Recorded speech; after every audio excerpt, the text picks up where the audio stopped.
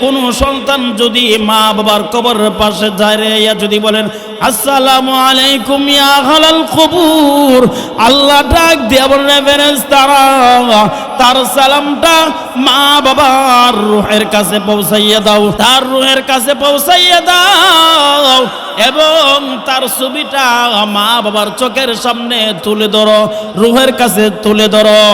ভাইয়ার আমার, মা বাবা সন্তানের ছবি দেখিয়া কান্দে। ছেলেরে এত নিষ্ঠুর হয়ে গেলে অনেক দিন পরে আমাদের কবর পাশে এসে দাঁড়াইলে এই বলে আক্ষেপ করে মা যখন কান্দে আর সন্তান কবর পাশে দাঁড়াইয়া সূরা ইয়াসিন তেলাওয়াত করে, ইয়াসিন ওয়াল কুরআনিল হাকীম ইন্নাকা লামিনাল মুরসালিন আলা সিরাতিম মুস্তাকিম।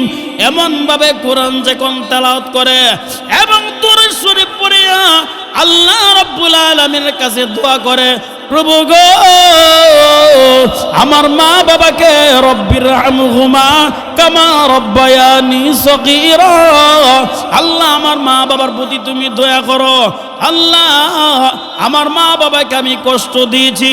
এমন ভাবে যখন আক্ষেপ করে, যখন কান্দে আর যখন বলে প্রভু আমার মা বাবা পৃথিবীর থাকাকালীন আমি অনেক গরিব ছিলাম, আমার মা বাবাকে ভালো ভালো খাবার দিতে পারে নাই, কিন্তু আজকে তো আমি কোটি কোটি টাকার মালিক, কিন্তু আমার মা বাবা কবরে শুয়ে আছে।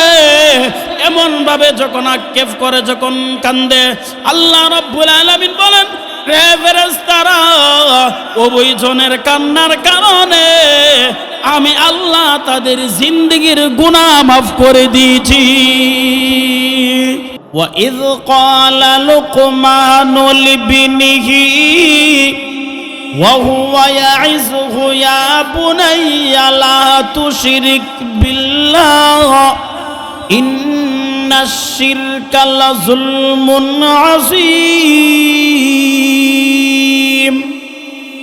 ডাইরেক্ট আয়াতের ভিতরে ওনার নাম আছে। এই মহান ব্যক্তিকে ওনারা চেনার জানার দরকার আছে নি? আমরা যেখানে সাহাবে কেরামের নাম কোরআন শরীফের মধ্যে নাই, শুধু একজন সাহাবীর নাম কোরআনের মধ্যে আছে, ফালাম্মা কাদা যাইদুন, যায়েদ রাদিয়াল্লাহু তাআলা নামটা শুধু কোরআনের মধ্যে আছে, আর কোন সাহাবীর নাম কোরআনে কি নাই? নাই।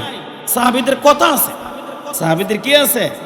কথা আছে, কিন্তু তাদের নাম ডাইরেক্ট আয়াতের মধ্যে নাম নাই। যেমন কোরআন শরীফ 7 ভাবে পড়া যায়। একজন সাহাবী পড়তেছে ওয়াদ-দুহি ওয়াল-লাইলি ইযা সাজি মা ওয়াদ্দাআকা রাব্বুকা ওয়া মা ক্বালিল। এমন ভাবে পড়তেছে, এই সাহাবীকে দইরা রাসূলের দরবারে নিলেন যে হুজুর এই বেচারা ওয়াদ-দুহি পড়তেছে, ওয়াদ-দুহি মা ওয়াদ্দাআকা রাব্বুকা ওয়া মা ক্বালি। আমরা পড়ি ওয়াদ-দুহা ওয়াল-লাইলি ইযা সাজা। আল্লাহর রাসূল বলেন ছেড়ে দাও, জিবরাইল আমাকে দুহি ফুইরাও শোনাইছে। সুবহানাল্লাহ কইতেন না? তাহলে এই 7 কারি সাহেবের এক কারি সাহেবের নাম হইল হযরত উবাই ইবনে কাফ রাদিয়াল্লাহু তাআলা আনহু। উবাই ইবনে কাফকে আল্লাহর রাসূল সাল্লাল্লাহু আলাইহি ওয়াসাল্লাম বলেন, হে উবাই ইবনে কাফ তুমি আমাকে কোরআন তেলাওয়াত করে শোনাও। উবাই ইবনে কাফ রাদিয়াল্লাহু তাআলা অক্ষমতা প্রকাশ করলেন, যেই নবীর কাছে আল্লাহ কোরআন নাজিল করছে সেই নবীকে আমি কোরআন তেলাওয়াত করে শোনাইতাম, মানে তিনি বই পাইতেছে, অক্ষমতা প্রকাশ করলেন, ব্যর্থতা প্রকাশ করলেন, মানে বই পাচ্ছে না, আপনাকে আমি পড়ে শোনাইতে পারবো। একবার, দুইবার, তিনবার বলার পরে আল্লাহর নবী বলেন, রে উবাই ইবনে কাফ, মহান আল্লাহ বলেছে তোমার কাছ থেকে তেলাওয়াত শোনার জন্যে। সুবহানাল্লাহ কইছেন না? উবাই ইবনে কাফ রাদিয়াল্লাহু তাআলা আনহু বলেন, আল্লাহর নবী গো, আল্লাহ রাব্বুল আলামিন যেই সময় বলেছে আমার কাছ থেকে তেলাওয়াত শোনার জন্যে, আল্লাহ আমার নামটা কইছেননি। আল্লাহর নবী বলেন, হে উবাই ইবনে কাফ, মহান আল্লাহ তোমার নাম উচ্চারণ করে বলেছে নবী গো, আপনি উবাই ইবনে কাফের কাছ থেকে আপনি কোরআন তেলাওয়াত শুনুন, তার তেলাওয়াত অনেক মজা, আপনি শুনুন। আল্লাহ রাব্বুল আলামিন তোমার নাম উচ্চারণ করেছে। উবাই ইবনে কাফ রাদিয়াল্লাহু তাআলা বলেন, আমার আর কোনো কিছু চাওয়ার পাওয়ার নাই, আমার মতো ব্যক্তি, আমার মতন গোলামের নাম যে মহান আল্লাহ উচ্চারণ করেছে, আমার জীবন ধন্য হয়ে গেছে। ওনার নাম কোরআনের মধ্যে নাই, ওনার নাম কি নাই কোরআনে নাই। হযরত জাবের রাদিয়াল্লাহু তাআলা আনহু, উনাকে আল্লাহর নবী ডাক দেয়া বলেন, হে জাবের, তোমার কাছে নাকি 4টা গুণ আছে। জাবের রাদিয়াল্লাহু তাআলা আনহু বলেন, আল্লাহর নবী গো, আমার এই গুণগুলা তো এই পৃথিবীর কারোর কাছে আমি বলি নাই, আপনি আমার গুণগুলা কিভাবে জানলেন? মানুষের কিছু কিছু গোপন গুণ আছে না, অথচ পৃথিবীর কেউ জানে না, কিন্তু আল্লাহর কাছে পছন্দনীয় এমন আছে না। হয়তো আমার এই ভাইয়ের কাছে যে গুণটা আছে আমার কাছে গুণটা নাই, আছে না?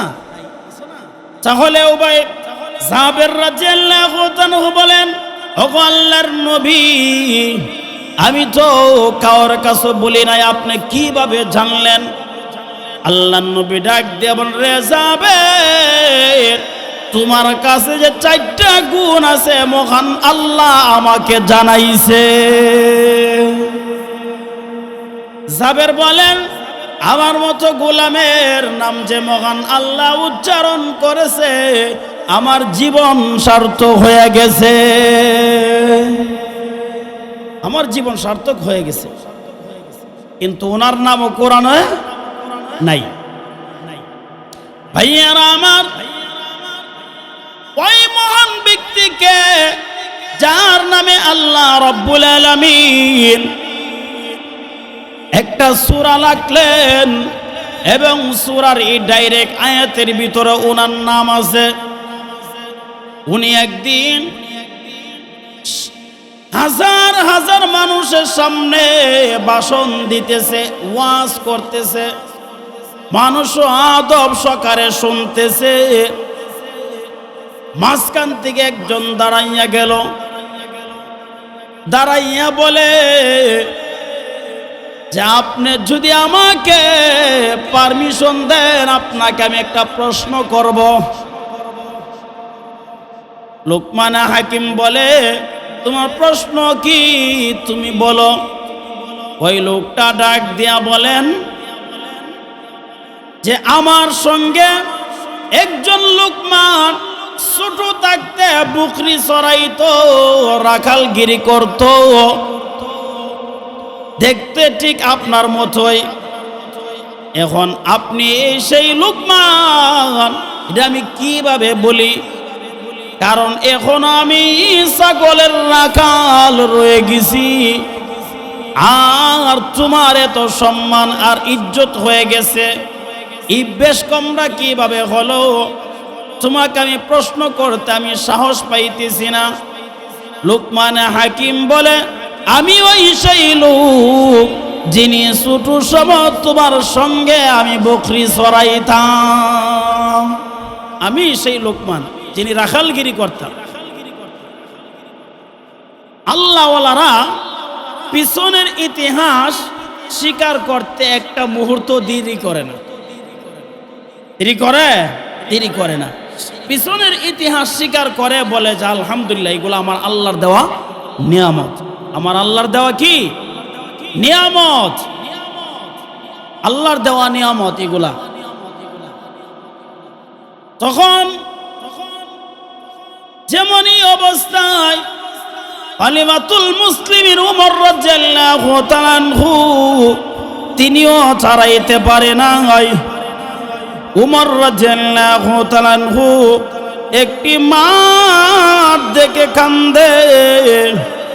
লোকেরা জিজ্ঞাসা করে, হে ওমর, তুমি মাঠটা দেখে কেন কান্দো?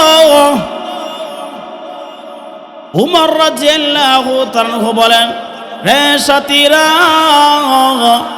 আমি ছিলাম এই মাঠের রাখাল, এই মাঠের মধ্যে আমি উট লাগতাম।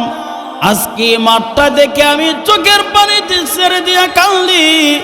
খোদা গো, আমি এখন উটের রাখাল নই, আমি এখন বকরির রাখাল নই, আমি হইলাম খলিফাতুল মুসলিমিন আমিনুল মুমিনিন।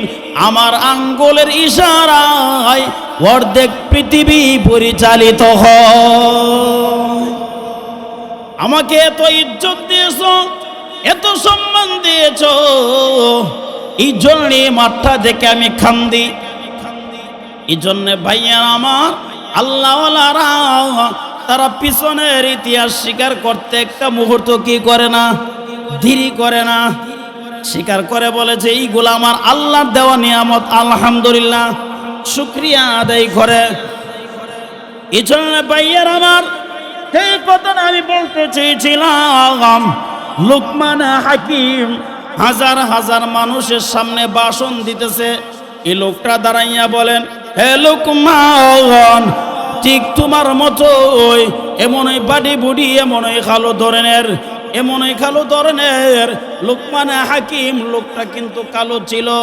এই জন্য ভাইয়ার আমার আল্লাহ নবী বিশ্ব নবী রাহমাতুল লিল আলামিন বলেন, আল্লাহ রব্বুল আলামিন এই পৃথিবীর মধ্যে কালো তিনজন কালোকে শ্রেষ্ঠত্ব দান করেছে, তিনজন কালোকে সম্মানিত করেছে।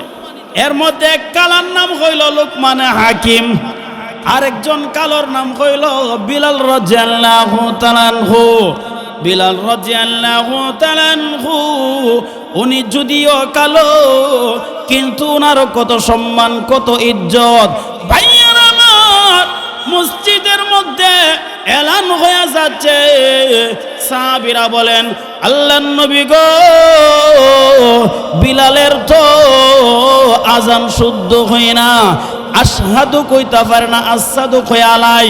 নবী গো, আপনি সুরলিত কণ্ঠের একজন মুয়াজ্জিন আপনি নিযুক্ত করেন। সাহাবীদের প্রস্তাব আবদার রক্ষা করতে গিয়া বিলালকে পাল্টাইয়া আরেকজন মুয়াজ্জিন নিযুক্ত করলেন।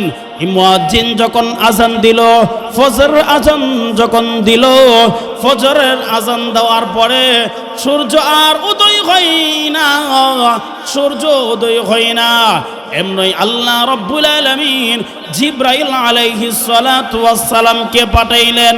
জিবরাইল আলাইহিস সালাতু ওয়াস সালাম আয়েশা বলেন, আল্লাহর নবী গো, আজকে কি মসজিদের মিনারায় কি আজান হয় নাই? আল্লাহর নবী বলেন, আজান হয়েছে। ইয়া রাসূলুল্লাহ, ইয়া হাবিবাল্লাহ, না, আজকের আজান আরশে আজিমে যায় নাই। এই জন্য গো নবী, আল্লাহ রাব্বুল আলামিন দিন দেন নাই, রাত্রি হয়ে গেছে, অন্ধকারে রয়ে গেলেন।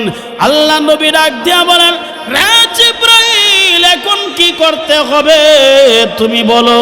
জিবরাইল আলাইহিস সালাতু ওয়াস সালাম বলেন, ইয়া রাসূলুল্লাহ, ইয়া হাবিবাল্লাহ, আপনার কালো সাহাবী বিলালকে বলেন আজান দেওয়ার জন্য। বিলাল রাদিয়াল্লাহু তাআলা আনহু যেই মাত্র আজান দিতে আরম্ভ করলেন, আসসালাতু খায়রুম মিনান নাওম, এমন ভাবে যখন আজান দিতে আরম্ভ করলেন, আজান শেষ হওয়ার পরে আল্লাহ রব্বুল আলামিন মুহূর্তের ভিতরে অন্ধকার দূর করিয়া ফর্সা নাজিল করে দিয়েছে। তাহলে বিলাল যদিও কালো, আর কত ইজ্জত আর কত সম্মান, কত ইজ্জত আর কত সম্মান। শুধু তা নয়, আল্লাহ নবী বিশ্ব নবী রাহমাতুল লিল আলামিন মেরাজের রজনীতে যখন আরশে আজিমে যখন গেলেন, আরশে আজিমে যাওয়ার পরে খরমার আওয়াজ অর্থাৎ জুতার আওয়াজ শোনা যায়। আগেকার মুরব্বীরা বলতে পারবেন, এখনের লোকেরা বলতে পারবেন না। কাঠের জুতা নিয়ে খরমানি কয়, কাঠের জুতা দেখছেন নি? খরমানি কইতেন দে খরম নি, এইগুলা অর্থ খরম খরম। আমরা তো আর দেখছি না, নাম খালি শুনছি। যে মুরব্বীরা বলতে পারবেন আগেকার এই জুতাগুলা ছিল, কিন্তু বিলাল রাদিয়াল্লাহু তাআলা আনহুর এই যে মানুষ দেখবেন হাঁটলেই অনেক সময় বলা যায় যে ইমুকি জিগদা আইটা যাইতেছে, দেখছেন না? এর জন্য কিন্তু একটা স্টাইল থাকে হাঁটার, আছে না? এমন মানে আপনি দেওয়ালের এই সাইডে আছেন, আরেকজন এই সাইডে যাইতেছে, আপনি কইতে পারবেন যে ইমুক ভাই আইটা যাইতেছে, ঠিক না? এর জন্য একটা এমন ধরন থাকে। বিলাল রাদিয়াল্লাহু তাআলা আনহু উনি যখন জমিনে যখন হাঁটতেন, উনার পায়ের দড়িগুলা খরমের আওয়াজগুলা আরশে আজিমের মধ্যে আল্লাহর নবী মেরাজের রজনীতে উনি শুনতে পাইলেন। উনি মেরাজ থেকে আসিয়া বিলালকে বলেন, রে বিলাল, তুমি কি আমল করো যে আমলের কারণে মহান আল্লাহ রব্বুল আলামিন তোমার মর্যাদা আরশ চুম্বি করে দিয়েছে, আরশ পর্যন্ত তোমার মর্যাদা চলে গেছে, তুমি কি আমল করো? বিলাল বলেন, ইয়া রাসূলুল্লাহ, ইয়া হাবিবাল্লাহ, আল্লাহর নবী গো, আমার তো তেমন আমল নয়, আমার ছোট্ট একটা আমল আছে। যেই আমলটা হইল আমি যখন উযু করিয়া আমি 2 রাকাত নামাজ আদায় করি, তাহিয়াতুল উযু, 2 রাকাত নামাজ আদায় করি।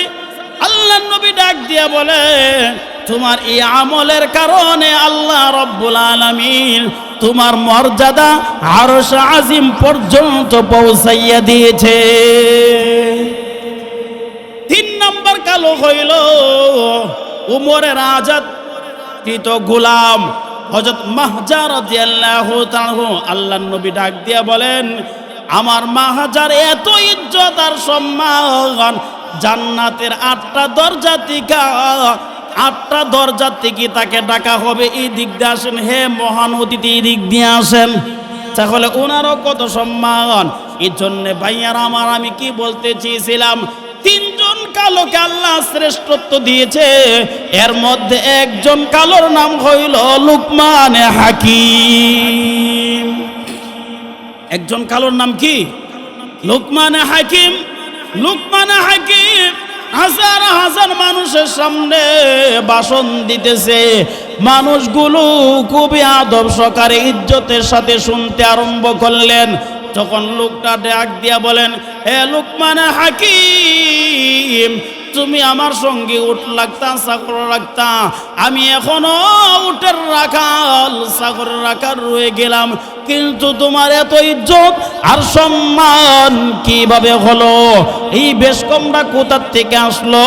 লুকমান হাকিম ডাক দিয়া বলেন, তুমি কি চাও আমার মতো ইজ্জত আর সম্মানের অধিকারী হতে? আপনারা কি চাইতেন না?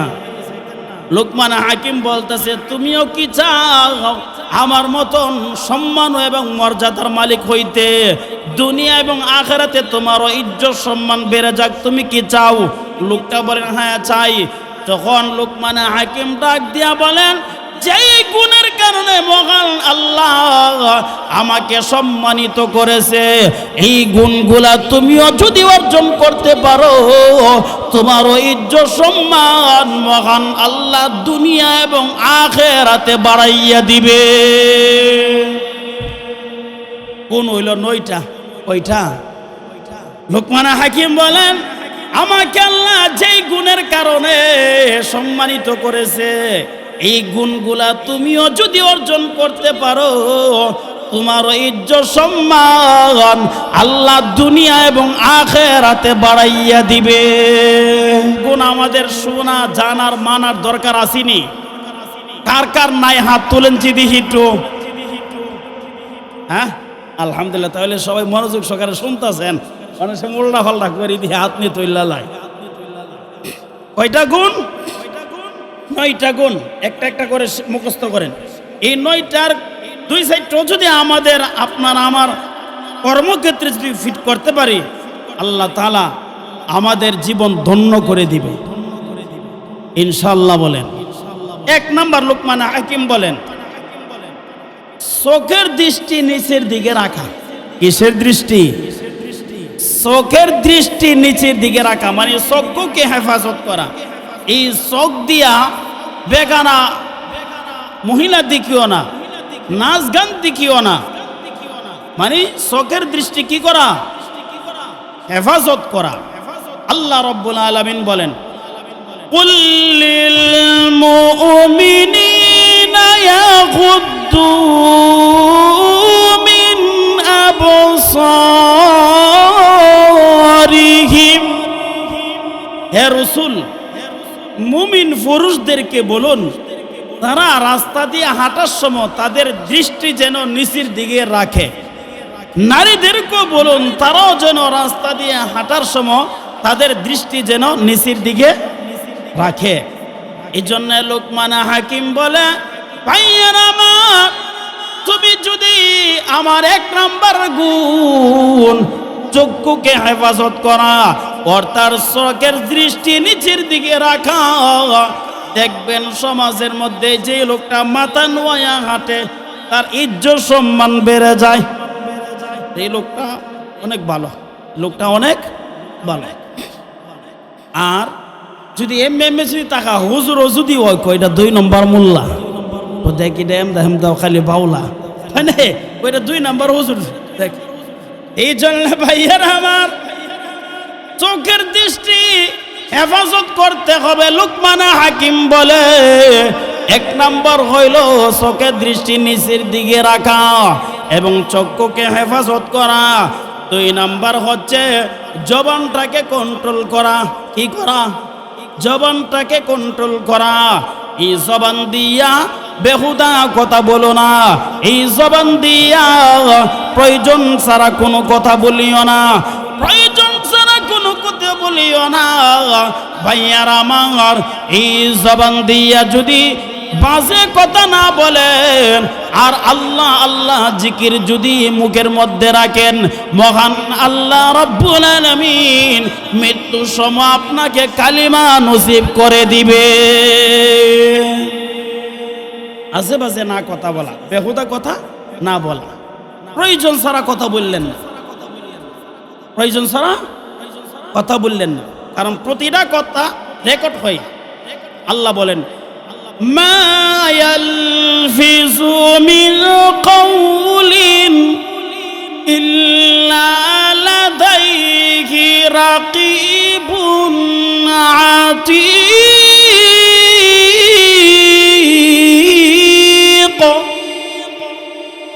মানুষ যখন কথা বলে, মানুষের কথা রেকর্ড করা হয়। কি করা হয়? রেকর্ড করা হয়। আল্লাহ রাব্বুল আলামিন বলেন, ওই কিয়ামতের কোটের ময়দানে তোমার রেকর্ডগুলা ছেড়ে দেওয়া হবে। কিয়ামতের মাঠে তোমার রেকর্ড ছেড়ে দেওয়া হবে। তুমি কি বলছিলে, তুমি কি করছিলে। এমন ভাবে যখন আপনি যখন কালিমা যখন করবেন, জিকির করবেন, আপনি যখন কোরআন তেলাওয়াত করবেন, রেকর্ড ছেড়ে দিলে খালি কোরআনের আওয়াজ হইব, দুরূদ শরীফের আওয়াজই হবে, জিকিরের আওয়াজই হবে। আর যদি বেহুদা কথা বলেন, রেকর্ড ছেড়ে দেওয়ার পরে খালি গাল মন্দ খালি বের হবে, গান বের হবে। নাউজুবিল্লাহ। আল্লাহ তাআলা আমাদের জবানটাকে কন্ট্রোল করার তৌফিক দান করুক। সবাই বলেন আমিন। কয় নাম্বার গেছে? 2 নাম্বার মুখস্থ করবেন। 3 নাম্বার হচ্ছে ওয়াদা পূরণ করিও। কারোর সঙ্গে কোন ওয়াদা দিলে কি কইরো? ওয়াদা পূরণ কইরো। বিশেষ করে তো রাজনৈতিক ময়দানে আমি এইটা করুম, এইটা করুম, মানে পরে আর কোনো কিছুই পাওয়া যায় না। এই জন্যে কারোর সঙ্গে যদি কোনো ওয়াদা দাও তাহলে কি করো? পূরণ করো।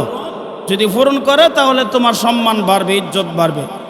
আর যদি ওয়াদা যদি পূরণ না করে তাহলে তোমার ইজ্জত সম্মান বাড়বে না, বরং আরো ধ্বংস হয়ে যাবে। কি হয়ে যাবে? ধ্বংস হয়ে যাবে। কয় নাম্বার গেছে? 3 নাম্বার। 4 নাম্বার হচ্ছে লজ্জা স্থানের হেফাজত করা। লজ্জা স্থানের হেফাজত করা। আল্লাহর রাসূল বলেন, আমার কোনো উম্মত যদি জবানটাকে এবং লজ্জা স্থানকে হেফাজত করে, আমি নবী তাকে সুপারিশ করে জান্নাতে নিয়ে যাব। সুবহানাল্লাহ কইছেন না? আল্লাহু আকবার। কয় নাম্বার গেছে? 4 নাম্বার। 5 নাম্বার হচ্ছে হালাল কামাই যতটুকু হোক তার মধ্যে আলহামদুলিল্লাহ, শুকরিয়া। চাইছে কি? শুকরিয়া, আলহামদুলিল্লাহ। হালাল কামাইয়ের উপরে সন্তুষ্ট থাকবেন। আজকে আমাদের সমাজের মধ্যে টাকা হইলেই হইছে, মানে যেখান থেকে হালাল হোক আর হারাম হোক, মানে টাকা হইলেই হইছে। টাকা ভাই কে না কামা, কম বেশি সবাই টাকা কামা, কিন্তু তোমার টাকাটা হালাল কিনা এটা তুমি দেখো। আর এটা কোনো বুদ্ধিমানের কাজ না, এটা কোনো কি না, বুদ্ধিমানের কাজ না যে আমি একা একা পিঠা খাবো আর আমার সন্তানরা, আমি একা একা হিসাব দিব পিঠা খাবো আর আমার সন্তান ছেলে মেয়েরা বুক করবে। এটা কোনো বুদ্ধিমানের কাজ? আপনি যেভাবে কামাই করছেন সেইভাবে আপনার কি করতে হবে? হিসাব দিতে হবে। হিসাব আপনার কাছ থেকে আল্লাহ নেবে, অথচ বুক করবে আমার ছেলে মেয়ে, আমার অন্যরা, আত্মীয় স্বজনরা বুক করবে, আমি হিসাব দিতে হবে। তাহলে এই জন্য এটা কি বুদ্ধিমানের কাজ? এটা কোনো বুদ্ধিমানের কাজ না। হালাল কামাই করেন, হ্যাঁ হালালভাবে যদি বিশাল অট্টালিকা যদি আসে তাহলে কোনো সমস্যা নাই, আলহামদুলিল্লাহ, আলহামদুলিল্লাহ। বুদ্ধিমান তো তারাই, আল্লাহ বলেন الذين يذكرون الله قياما وقعودا وعلى جنوبهم ويتفكرون في خلق السماوات والأرض ربنا ما خلقت هذا باطلا سبحانك ফাকিনা আযাবান্নার। আসল বুদ্ধিমান তো তারাই যারা আসমান এবং জমিনের সৃষ্টিকে নিয়ে যারা গবেষণা করে, চিন্তা করে, আর পরকালে জাহান্নামের বয়ে চোখের পানি ছেড়ে দিয়া কান্দে, তারাই তো আসল বুদ্ধিমান। তারাই কি আসল বুদ্ধিমান। এই জন্য আল্লাহর রাসূল বলেন, মামবাকা মিন খাশিয়াতিল্লাহ হারামাল্লাহু আলান নার। যে ব্যক্তি আল্লাহর ভয়ে চোখ দিয়া পানি ছেড়ে দিয়া কাঁদবে, তার জন্য জাহান্নামের আগুন হারাম হয়ে যাবে। তাফসীরের কিতাবের মধ্যে আছে, আসমান থেকে যখন বৃষ্টি পড়ে, এটা পড়ার পরে যখন তখন মানে সরাসরি তখন 3 ফুট নিচে যায়। কত ফুট? 3 ফুট। আর আপনার চোখ দিয়ে যখন পানি বের হয় 7 জমিন নিচে যায়। সুবহানাল্লাহ কইতেন না? আপনার চোখের পানি যখন জমিনে পড়ে এটা কোন চলে যায়? 7 জমিন নিচে চলে যায়। আল্লাহু আকবার, আল্লাহু আকবার। তাহলে চোখের পানির কত দাম। এই জন্য ভাইয়ারা আমার, আমি কি বলতে চেয়েছিলাম, লুকমান হাকিম বলে 5 নাম্বার গুণ হচ্ছে হালাল কামাই, হালাল খাবার যতটুকুই হয় তার মধ্যে সন্তুষ্ট থাকা, আলহামদুলিল্লাহ বলা। কি বলা?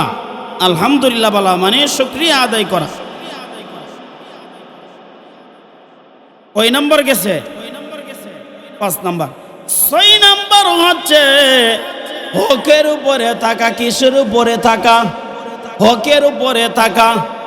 আজকে দেখা যায় আপনি গানও গেছেন, আবার ওয়াজও আইছেন, আপনি মসজিদেও গেছেন, মাজারেও গেছেন, তাহলে আপনি দুটার মধ্যেই আছেন। এর মধ্যে দুটার মধ্যেই আপনি আছেন। হকের উপরে থাকবেন। হকের উপরে আপনি যদি অটল থাকতে পারেন, যতই মুসিবত আসুক না কেন, ইস্তেকামতের সাথে যদি হকের উপরে আপনি যদি অটল থাকতে পারেন, মহান আল্লাহ রাব্বুল আলামিন আপনার মৃত্যুর সময় আল্লাহ আপনাকে সালাম দিবে, আপনাকে সালাম দিবে। এই জন্য ভাইয়ের আমার, লুকমান হাকিম বলে হকের উপরে থাকবে, যতই মুসিবত আসুক না কেন হকের উপরে থাকবো তো ইনশাল্লাহ। বলেন কয় নাম্বার গেল? 6 নাম্বার। 7 নাম্বার হচ্ছে এমন কথা বলিও না আর এমন কাজ করিও না যেই কথা আর কাজে তোমার পরকালে কোনো উপকারে আসে না। এমন কথা কইও না যারা পরকালে তোমার উপকারে আসে না। এমন কাজ কইরো না যারা তোমার পরকালে কি হয় না, উপকারে আসে না। এই জন্য কয় নাম্বার গেল? 7 নাম্বার। লোকমান হাকিম বলে 8 নাম্বার হচ্ছে মেহমানের ইজ্জত করিও। কার ইজ্জত? মেহমানের ইজ্জত করিও। আজকে তো আমাদের সমাজের মধ্যে বিয়াই আইলে বিয়াই আজকে আইছিলেন না আরেকদিন আইছিলেন, থাকলেন না, আজকেও বুঝাইতেছে বাপসাবে মনে থাকতেন না, কিন্তু আরেকদিন আইলে কিন্তু আর যাওয়ান যাইতো না। আরেকদিন আইলে কি করুন যাইতো না, যাওয়ান যাইতো না। অথচ বিয়াই কিন্তু নিয়ত করে আইছে যে আজকে বিয়ের বাড়িতে তা হুম আমি, কিন্তু বিয়ের আগে বিদায় দিলে দেশে যে আজকে মনে বাপসাবে বুঝাইতেছে আপনি মনে আজকে থাকতেন না। এই জন্য ভাইয়ের আমার, মেহমানের ইজ্জত করা, মেহমানের কদর করা। মেহমান কিন্তু মেহমানের রিজিক খাবে, আপনার রিজিক কিন্তু খাবে না। মেহমান যখন মেহমানের রিজিক খাতে আসবে আপনার বাড়িতে, আপনার রিজিক আল্লাহ রাব্বুল আলামিন প্রশস্ত করে দিবে।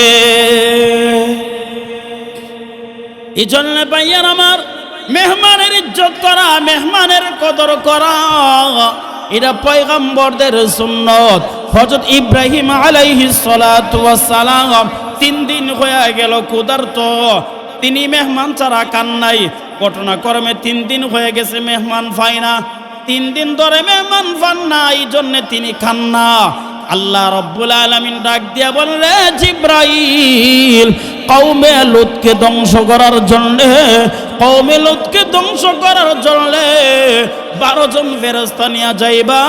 যাওয়ার সময় আমার ইব্রাহিমের বাড়ির সামনে দিয়া যাইবা, আর তোমাদেরকে মেহমান মনে করে ইব্রাহিম খাবারের আয়োজন করবে, আমার ইব্রাহিম পয়গম্বরকে তোমরা খাওয়ায়া যাইও।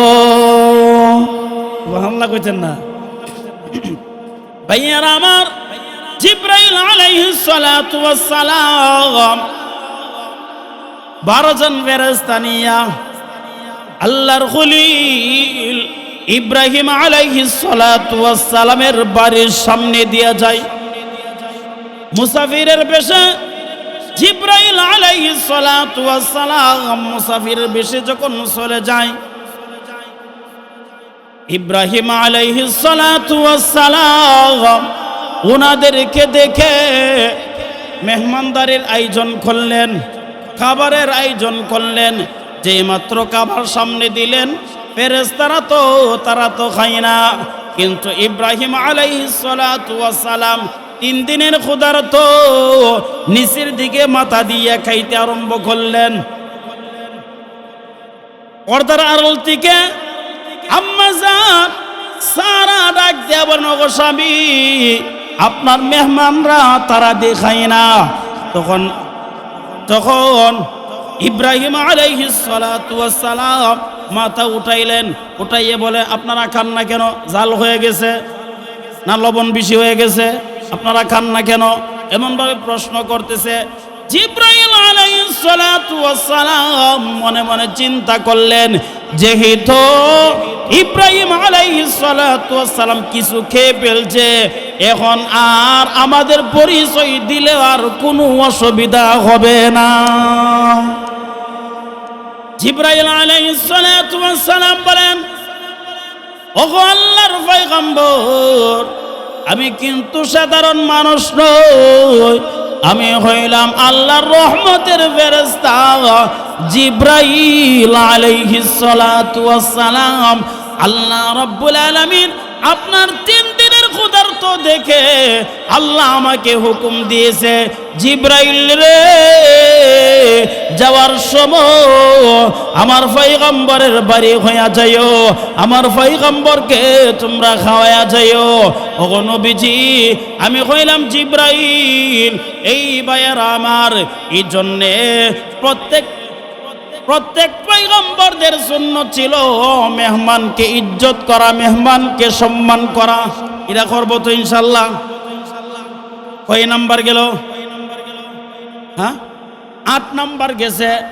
9 নাম্বার হইল প্রতিবেশীর খোঁজখবর রাখিও। প্রতিবেশীর খোঁজখবর রাখিও। আল্লাহর রাসূল সাল্লাল্লাহু আলাইহি ওয়াসাল্লাম বলেন, তোমরা যখন তরকারি রান্না করো, ঝোলটা একটু বাড়াইয়া দিও। তোমার পাশের বা একজন মুমিন, উনি অনাহার অবস্থায় আছে, না খাইয়া আছে, উনি অনেক গরিব, উনাকে কিছু ঝুল হইলেও দিও। টুকরা মুকরা গোস্তের টুকরা না দেও, অন্তত একটু ঝুল হইলেও পৌঁছাইও। আল্লাহর রাসূল বলেন, পাশের বাড়ির প্রতিবেশী না খাইয়া যদি থাকে আর তুমি খাইয়া যদি ডেকর দাও, আল্লাহর রাসূল বলেন তুমি কখনো মুমিন নই, মুমিন নই, মুমিন নই। এই কথাটা 3 বার বলছে। কয়বার? 3 বার বলছে। এই জন্য ভাইয়ার আমার, প্রতিবেশীর খোঁজ খবর রাখবো। প্রতিবেশীর খোঁজ খবর যদি রাখতে পারি, তাহলে প্রতিবেশীর কাছে, মহল্লার কাছে, এমনকি আল্লাহ রাব্বুল আলামিনের কাছেও আমাদের ইজ্জত সম্মান বেড়ে যাবে। কয়টা গেল? 9টা। এই জন্য ভাইয়ার আমার, এই 9টা গুণ কি শুধু লুকমান হাকিমের? না না না, এই 9টা গুণ যদি আপনি আমিও যদি অর্জন করতে পারি, আপনার আমার ইজ্জত সম্মান মহান আল্লাহ রাব্বুল আলামিন দুনিয়া এবং আখিরাতে বাড়াইয়া দিবে। সুবহানাল্লাহ কইতেন না? এই জন্য ভাইয়ার আমার, লুকমান হাকিম ডাক দিয়া বলেন, হে প্রতীক, হে রাখাল, আল্লাহ রাব্বুল আলামিন এই 9টা গুণের কারণে আমাকে তো ইজ্জত দিয়েছে, তো সম্মান দিয়েছে। এই 9টা গুণ তুমিও যদি অর্জন করতে পারো, জেনে রাখো মহান আল্লাহ রাব্বুল আলামিন তোমার ইজ্জত সম্মান দুনিয়া এবং আখিরাতে বাড়াইয়া দিবে। ভাইয়ারা আমার, লুকমান হাকিম উনি কি ওসিয়ত করেছিলেন? আল্লাহ রাব্বুল আলামিন ওনার ওসিয়তগুলা উনি ওনার সন্তানকে ওসিয়ত করেছিলেন। হে আদরের ছেলে, স্নেহের ছেলে, ওনার সন্তানকে ওসিয়ত করেছিলেন। আল্লাহ রাব্বুল আলামিনের কাছে ওনার ওসিয়তগুলা এত পছন্দনীয় হয়েছে, ওনার কথাগুলা, ওনার ওসিয়তগুলা আল্লাহ রাব্বুল আলামিন কোরআনের আয়াত বানাইয়া বিশ্ব নবীর কাছে নাজিল করেছে। কি ওসিয়ত করলেন?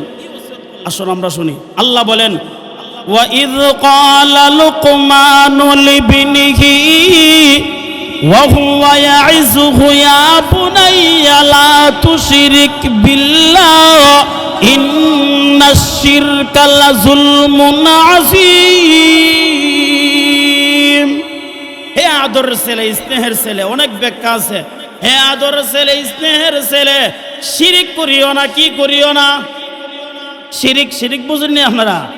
মানে যেটাকে আল্লাহর সমান বরাবর করা হয়, আল্লাহর সমান যেটাকে করা হয়, যেটা আল্লাহর সাথে তুলনা দেওয়া হয়, এটাকে কি বলা হয়? তার সংক্ষেপ নাম শিরিক। শিরিক করিও না। এই জন্য আল্লাহর রাসূল বলেন, আল ইশরাকু বিল্লাহ, গুনার মধ্যে সবথেকে বড় গুনাহ হইল শিরিক গুনাহ। গুনার মধ্যে সবথেকে বড় গুনাহ কি? শিরিক গুনাহ। হে ছেলে, তুমি শিরিক করিও না। এই জন্য আল্লাহর রাসূল বলেন, কোন বান্দা বান্দি যদি আল্লাহর করণীয় সবথেকে বড় হইল নামাজ, আর যদি শিরিক না করে, এই লোকটা যতই অপরাধ করুক না কেন, আল্লাহ রাব্বুল আলামিন কিয়ামতের মাঠে এই লোকটাকে কোনো না কোনো ভাবে উজুহাত দিয়ে আল্লাহ তাকে জান্নাতের ব্যবস্থা করে দিবে। শর্ত হইল কি? শিরিক করা যাবে না। আজকে আমরা তো খাইকে খাইকে শিরিক করি, কিভাবে যে শিরিক করি হিডিও কইতারি না, এমন আছে না যে কিভাবে আমরা শিরিক করি এটাও আমরা বলতে পারি না। যেমন মনে করেন শিরিক কোনটা? যেটা আল্লাহ ছাড়া কেউ দিতে পারে না, এটা অন্যর কাছে চাওয়া কিতা শিরিক।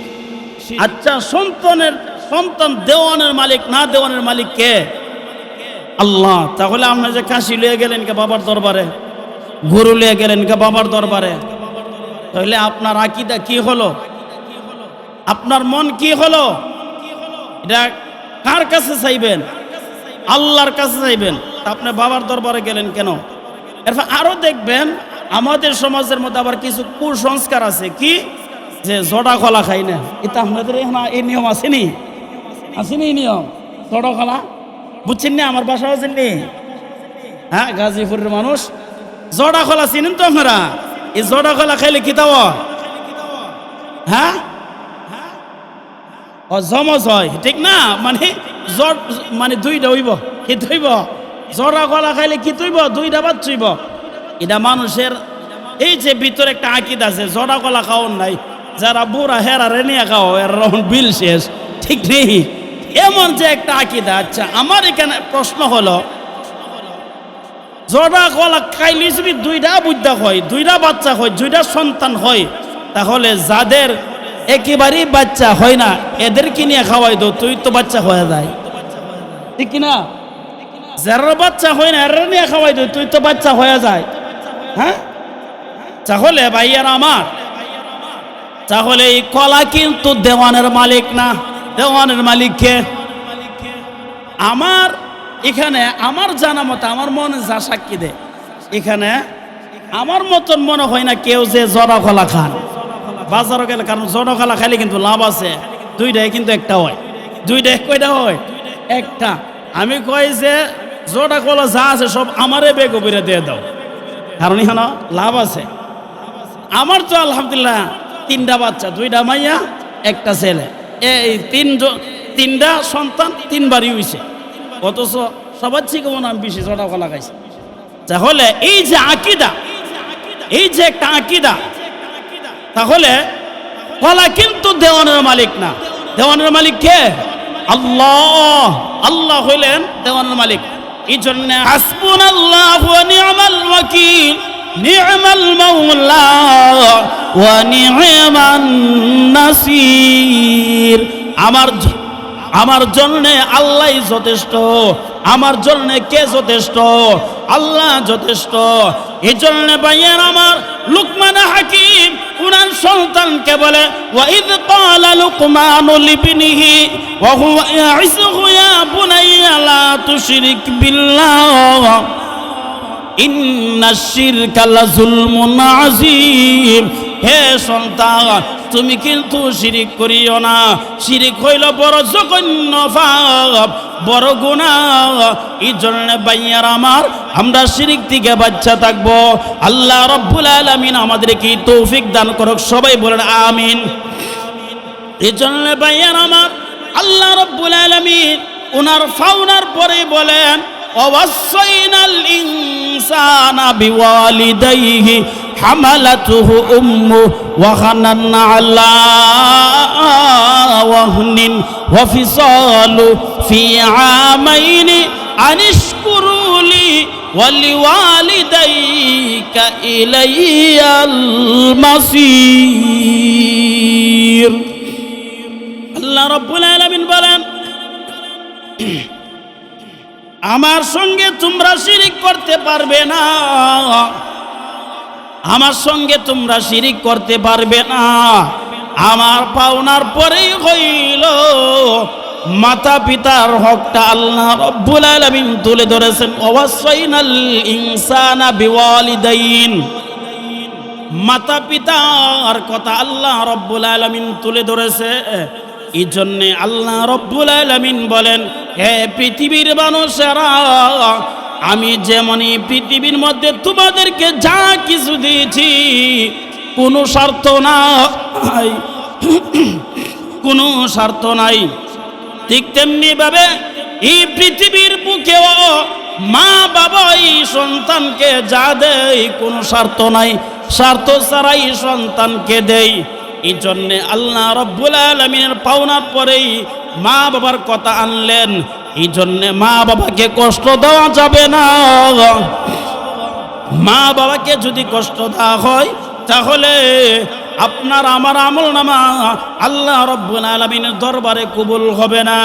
একজন আল্লাহর ওলি কানে কাবা তওয়াফ করতেছে, এমন একজন যুবক যায় বলে, হুজুর আমি কানে কাবা যতই তওয়াফ করি না কেন, আমার কেন যেন গো শান্তি লাগে না, আমার কেন যেন ভালো লাগে না।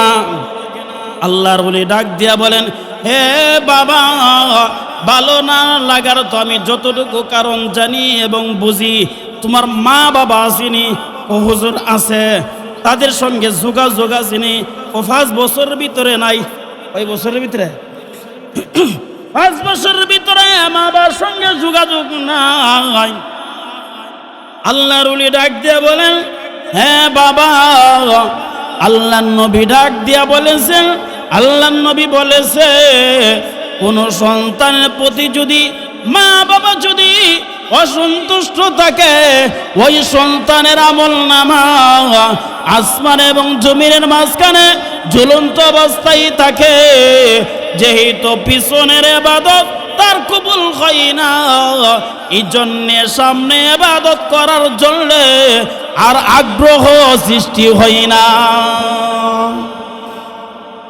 এই জন্য ভাইয়ার আমার, মা বাবাকে কষ্ট দেওয়া যাবে না, মাতা পিতার খেদমত করতে হবে। মা বাবা যদি কোনো সন্তানের প্রতি যদি অসন্তুষ্ট থাকে, মহান আল্লাহ ওই সন্তানের প্রতি অসন্তুষ্ট থাকে। কোনো মাতা পিতা যদি সন্তানের প্রতি যদি সন্তুষ্ট থাকে, মহান আল্লাহ ওই সন্তানের প্রতি রাজি এবং খুশি থাকে। এই জন্য ভাইয়ার আমার, লুকমান হাকিম ওনার ছেলেকে যে ওসিয়ত করেছিলেন, আল্লাহ রব্বুল আলামিন কোরআনের আয়াত বানাইয়া আল্লাহর নবীর কাছে নাজিল করলেন। ওয়াইদ ক্বালা লুকমানু লিবনিহি ওয়া হুয়া ইয়াইযুহু ইয়া বুনাইয়া লা তুশরিক বিল্লাহ ইন্নাশ শিরকা লাযুলমুন আযীম। আল্লাহর সঙ্গে শরীক করতে পারবা না।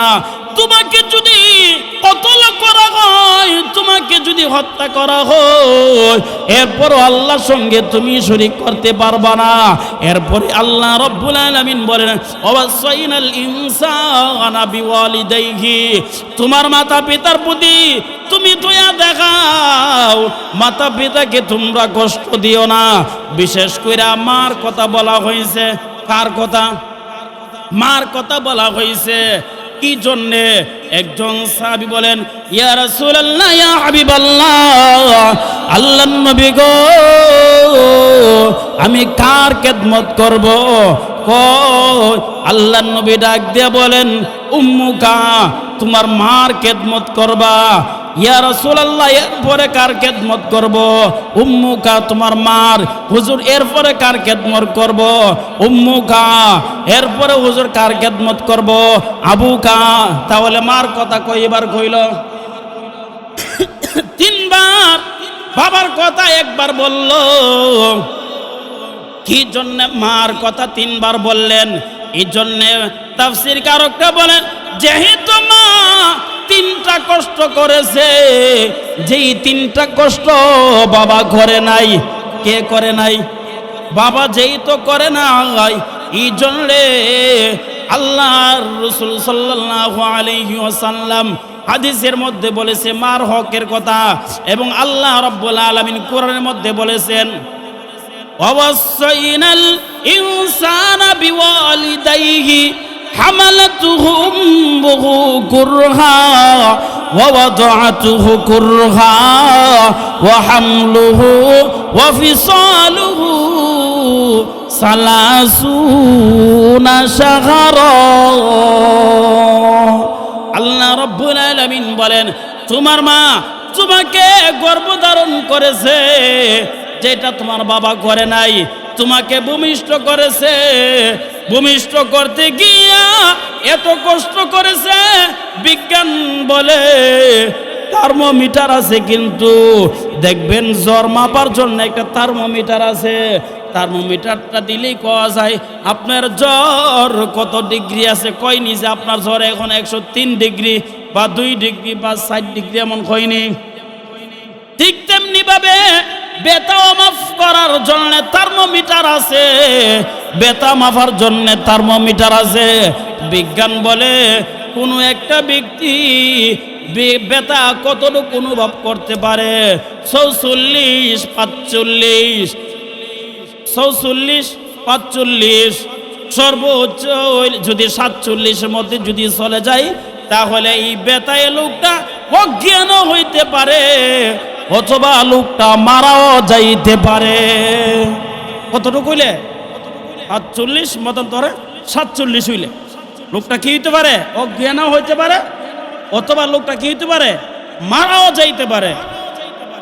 কিন্তু আপনার আমার মা আপনাকে আমাকে ভূমিষ্ঠ করতে গিয়া বিজ্ঞান বলে 45, 46, 47 নয় 60 থেকে 63 ডিগ্রি পর্যন্ত তারা ব্যথা অনুভব করেছে। সুবহানাল্লাহ কইছেন না? তারা কতটুক ব্যথা অনুভব করছে। এই জন্য আল্লাহর রাসূল বলেন কোন মহিলা যদি ভূমিষ্ঠ করতে গিয়ে যদি মারা যায় কিয়ামতের মাঠে একজন শহীদের মর্যাদা দিয়া আল্লাহ হাসরের মাঠে উঠাবে। এটা তো যদি মারা যায় এই পুরস্কার, যদি বেঁচে যায় আল্লাহর রাসূল বলেন যদি বেঁচে যায় একজন যোদ্ধা যুদ্ধ করে বেঁচে আসলো তখন তাকে কি বলা হয়, গাজী বলা হয়। আল্লাহ রাব্বুল আলামিন ওই মহিলাকে কিয়ামতের মাঠে একজন গাজীর মর্যাদা দিয়া দাঁড় করাবে। এই জন্য ভাইয়ার আমার মা 3টা জিনিস অতিরিক্ত কষ্ট করেছে, এই জন্য মার কথা বলেছে। মা দুধ পান করাইছে, 2টি বছর মা দুধ পান করাইছে। এই জন্যে ভাইয়ারা আমার মার কথা এই জন্যে 3বার বলা হয়েছে। মার সঙ্গে কেমন আচরণ করতে হবে আল্লাহর নবী বিশ্ব নবী রাহমাতুল লিল আলামিন শিক্ষা দিয়েছে। আল্লাহর নবীর কাছে একদিন একটি বৃদ্ধা মহিলা আসলো। এই মহিলাকে সম্মান দিতে গিয়া আল্লাহর নবীর রুমাল মুবারকটা বিছাই দিলেন এবং মহিলার কথাগুলো আদব সহকারে শুনলেন। মহিলা যখন চলে গেলেন মহিলার রাস্তার দিকে আল্লাহর নবী একটু আগুয়ে দিলেন এবং মহিলার রাস্তার দিকে তাকাইয়া চোখের পানি ছেড়ে দিয়া কান্দে, খোদা গো কিয়ামতের কঠিন ময়দানে তুমি আমাকে আসামির কাঠগড়ায় হাজির করাইও না, আমি কি আমার মার হক আদায় করতে পারছি কি? সাহাবীরা তো আশ্চর্য হয়ে গেল, যেই রুমালের মধ্যে জিব্রাইল বসতে সাহস পাই না ওই রুমালের মধ্যে একজন বৃদ্ধা মহিলা বসে গেল। এই ভাগ্যবতী মহিলা কে গো? ইয়া রাসূলুল্লাহ, ইয়া হাবিবাল্লাহ, আল্লাহর নবী গো, আমরা জানতে চাই ভাগ্যবতী মহিলাকে। আল্লাহর নবী ডাক দিয়ে বললেন, সাহাবীরা এই পৃথিবীতে আসার 6 মাস আগে আব্বা বিদায় হয়ে গেল, আব্বাকে দেখি না, আমি জন্মগ্রহণ করলাম মা আমানার কোলে, আমার মার কাছ থেকে আমি চলে গেলাম একটি মহিলার ঘরে, আমি 5টি বছর লালিত পালিত হয়েছি, মহিলার দুধ আমি পান করেছি। আমার 5 বছর পরে ঘুরে আসলাম আমার জন্মদাতা মা আমেনার কাছে। আমার মাকে আমি একটা বছর মা মা ডাকতে পারি না, আমার মা আমেনাও চলে গেল 6 বছর কালে। আমার আব্বাকে আমি দেখি না, আমার মাও চলে গেল শিশুকালে, 6 বছরের মাথায় চলে গেল। যেই মহিলার ঘরে আমি 5টি বছর লালিত পালিত হয়েছি, যেই মহিলার আমি দুধ পান করেছি, তিনি হইলেন হালিমাতুস সাদিয়া রাদিয়াল্লাহু তাআলা আনহা। আমার দুধ মা এসেছিল, আমার দুধ মাকে আমি সম্মান দিয়েছি, ইজ্জত দিয়েছি। আমার দুধ মার কথাগুলা আমি আদব সহকারে শুনেছি। এখন আমার দুধ মার রাস্তা আমি আজ্ঞাইয়া দিলাম এবং রাস্তার দিকে তাকাই আমি চোখের পানি ছেড়ে দিয়া কান্দি, খোদা গো, কিয়ামতের কঠিন ময়দানে তুমি আমাকে আসামির কাঠ করায় হাজির করাইও না। আমি কি আমার মার হক আদায় করতে পারছি কি? তাহলে আল্লাহর রাসূল দুধমার জন্য যদি এত কষ্ট করে এবং এত আদব দেখাইলেন দুধমার জন্য, দুধমাকে এত সম্মান করলেন, এত ইজ্জত করলেন, আর আমাদের সমাজের মধ্যে তো জন্মদাতা মার উপরে বাবার উপর তো হাতও তোলে এমন সন্তান আছে না? আসেনি? আপনাদের এখানে মনে নাই, আমাদের এলাকার কথা কইতাছে, এমনও সন্তান আছে।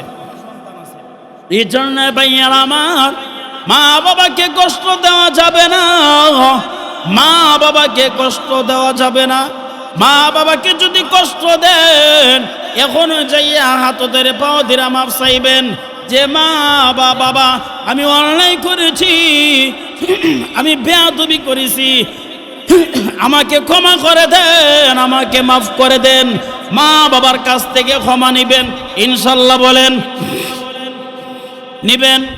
এখন প্রশ্ন থাকতে পারে যে হুজুর, যাদের মা বাবা বেঁচে আছে তাদের কাছ থেকে তো মাফ নেওয়ার ব্যবস্থা আছে বা নিব, কিন্তু যাদের মা বাবা চলে গেছে তাদেরকে তো আমরা কষ্ট দিয়েছি, এমন আছে না যে দুনিয়ার থাকতে মা বাবাকে কষ্ট দিয়েছি, কিন্তু এখন ওয়াজ থেকে বুঝতে পারছে যে আসলে কাজটা ঠিক করি নাই, এখন মা বাবা তো নাই, তাহলে এর থেকে আর মাফ নিব কিভাবে? প্রশ্ন জাগে না? কিভাবে আমি মাফ নিব? এটারও একটা কৌশল, একটা পদ্ধতি তিরমিজি শরীফে হাদিসের মধ্যে আল্লাহর রাসূল বাতলাইয়া দিয়েছে। আল্লাহর রাসূল সাল্লাল্লাহু আলাইহি ওয়াসাল্লাম বলেন, হে মায়ার উম্মতেরা, মনে করো তোমার মা বাবা চলে গেছে কবরে, তুমি মা বাবাকে কষ্ট দিয়েছো, তাহলে তুমি কি করো? তোমার মা বাবার জন্য কিছু দান সদকা করো। কি করো? দান সদকা করো।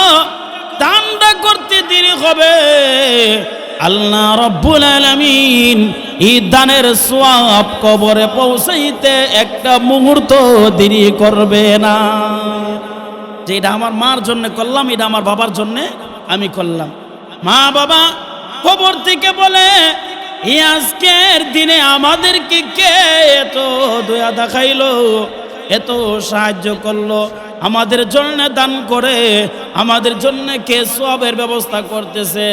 তখন আল্লাহর তরফ থেকে বলা হয়, তুমি যে পৃথিবীতে সন্তান রেখে দিয়ে এসেছো, ওই সন্তান তোমার জন্য দান করতেছে, তোমার জন্য কোরআন তেলাওয়াত করতেছে, তোমার জন্য সওয়াবের ব্যবস্থা করতেছে, নামাজ পড়িয়া তোমাদের জন্য দোয়া করতেছে। মা বাবা তখন তাদের রূহ খুশি হইয়া যা। আল্লাহ রাব্বুল আলামিন বলেন, যা, যেহেতু তোরা খুশি হইয়া গেছস, তোদের সন্তানের প্রতি আমি আল্লাহ খুশি হইয়া গেলাম, আমি আল্লাহ খুশি হয়ে গেলাম। এই জন্য ভাইয়ার আমার, মা বাবাকে কষ্ট দেওয়া যাবে না। মা বাবার প্রতি আমরা সুন্দর আচরণ করব, সুন্দর ব্যবহার করব ইনশাল্লাহ, বলেন ভাইয়ারা আমার। আমি কি বলতে চেয়েছিলাম? মা বাবাকে কষ্ট দেওয়া যাবে না। আর মা বাবার কবর বেশি বেশি জিয়ারত করবেন। আল্লামা জালালউদ্দিন সুয়ুতী রাহমাতুল্লাহ আলাইহি উনি কিতাবের মধ্যে লেখে, কোন সন্তান যদি মা বাবার কবরের পাশে দাঁড়িয়ে যদি বলেন আসসালামু আলাইকুম ইয়া আহলাল কুবুর, আল্লাহ ডাক দিয়ে বলেন ফেরেশতারা তার সালামটা মা বাবার রূহের কাছে পৌঁছাইয়া দাও, তার রূহের কাছে পৌঁছাইয়া দাও এবং তার ছবিটা মা বাবার চোখের সামনে তুলে ধরো, রূহের কাছে তুলে ধরো। ভাইয়ার আমার, মা বাবা সন্তানের ছবি দেখিয়া কান্দে। ছেলেরে এত নিষ্ঠুর হয়ে গেলে অনেক দিন পরে আমাদের কবর পাশে আইসা দাঁড়াইলে এই বলে আক্ষেপ করে মা যখন কান্দে, আর সন্তান কবর পাশে দাঁড়াইয়া সূরা ইয়াসিন তেলাওয়াত করে, ইয়াসিন ওয়াল কুরআনিল হাকীম ইন্নাকা লামিনাল মুরসালিন আলা সিরাতিম মুস্তাকিম। এমন ভাবে কোরআন যখন তেলাওয়াত করে এবং দুরূদ শরীফ পড়িয়া আল্লাহ রাব্বুল আলামিনের কাছে দোয়া করে, প্রভু গো আমার মা বাবাকে রব্বির হামহুমা কামা রব্বায়ানি সগীরা, আল্লাহ আমার মা বাবার প্রতি তুমি দয়া করো।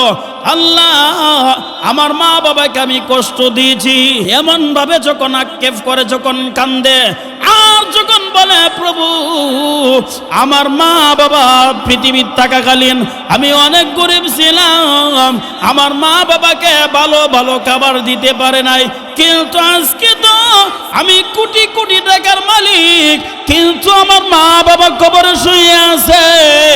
এমন ভাবে যখন আক্ষেপ করে, যখন কান্দে, আল্লাহ রাব্বুল আলামিন বলেন, রে ফেরেশতারা ওই জনের কান্নার কারণে আমি আল্লাহ তাদের জিন্দেগির গুনাহ মাফ করে দিয়েছি, জিন্দেগির গুনাহ মাফ করে দিয়েছি। এই জন্য ভাইয়ারা আমার, আমরা প্রত্যেকে চলে যাব, কেউ আমরা থাকবো না, কি করব না, প্রত্যেকে আমরা চলে যাব, কেউ আমরা থাকবো না। টাকা পয়সা জমিদারি আর কত করবে বাহাদুরি, ওরে কাঠ পালঙ্গ সোনার বাড়ি কারে যাবে দিয়া রে কবর দেশে যাইয়া, একলা কবরে কেমনেরি তাকিবি, ওরে ভাই বন্ধু সারিয়া রে কবর দেশে যাইয়া, ডানে আন্দার বামে আন্দার নিচে গুর আন্দার, উপরে তাকিয়া দেখিবে বাঁশের সাঙ্গার, বাঁশের সাঙ্গার দেখে বলবে গাইরে গায়, আজ বুঝি দিলারে আমায় জনমের বিদায়, আজ বুঝি দিলারে আমায় জনমের বিদায়, আইসো ববে যাইতে গবে কবরে, আইসো ববে যাইতে গবে কবরে, হিসাব নিকাশ দিতে হবে হাসরে, হিসাব নিকাশ দিতে হবে হাসরে। এই দুনিয়ায় যতই দেখো আপনার